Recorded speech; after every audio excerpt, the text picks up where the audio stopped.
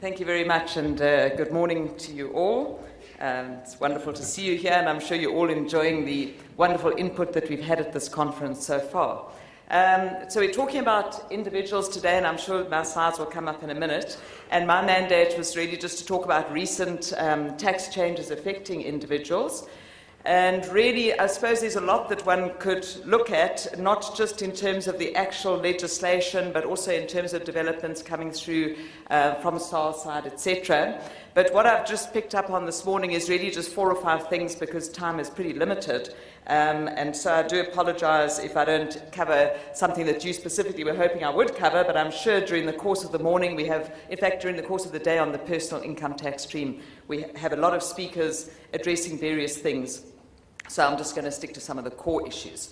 Okay, so the outline of what I'll cover is these various things, medical, etc., etc. I won't waste time reading through the outline, though. Let's get right into the gist of it. And so to start with, I'm going to talk about the changes on medical expenses. I think this is really something that is very significant. And obviously, we've seen this process of transition over the last number of years. If you think back to sort of 3 years ago or so, when we were still looking at the medical deduction system, and the whole idea of medical credits was something fairly foreign to us. And then over the last number of years, we've been transitioning. We've moved into the credit for medical aid contributions, and now we are moving into a full credit system.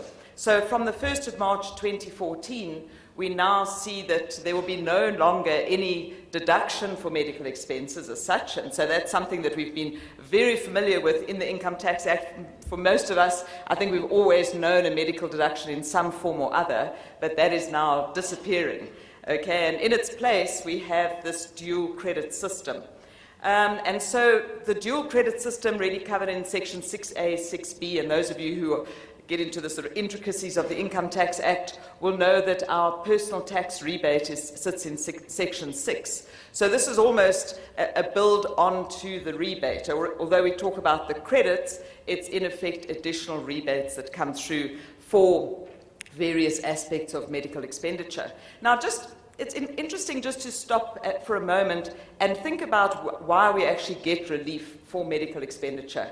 Because if you think about it, the general focus in terms of the income tax legislation is that there's no tax deduction for private expenditure. In fact, we see that in Section 23, private expenditure, maintenance of a taxpayer, etc. There's generally no tax deductions for that. And so the fact that we do get deductions for medical is a bit of an unusual concession in a way. And I know I'm not trying to argue that we shouldn't have any tax relief on it. Don't worry, I'm not arguing that at all. But I am just saying that it's fairly unusual that we do get tax relief in this particular area. And it may well be that the argument arises further down the line that perhaps, there shouldn't be tax relief. But fortunately, we're not at that stage just yet. So we still have tax relief, albeit that it has been pulled back a little bit for the majority of taxpayers. When I say the majority, I suppose I should qualify that statement, because obviously taxpayers who are at the low income levels would actually be better off under these changes. But if you look at where the bulk of our tax comes from, the taxpayers who are producing the bulk of our personal income tax collections, in the large they will be paying more tax under these provisions. Okay, so in the way that the new credit system works, well, we've already, as I say, we started the transition, so we've got used to the Section 6A credit, which effectively is a credit that relates to contributions to a medical aid fund, and that is your monthly credit that comes through at a fixed amount, and we see that amount that is increased each year.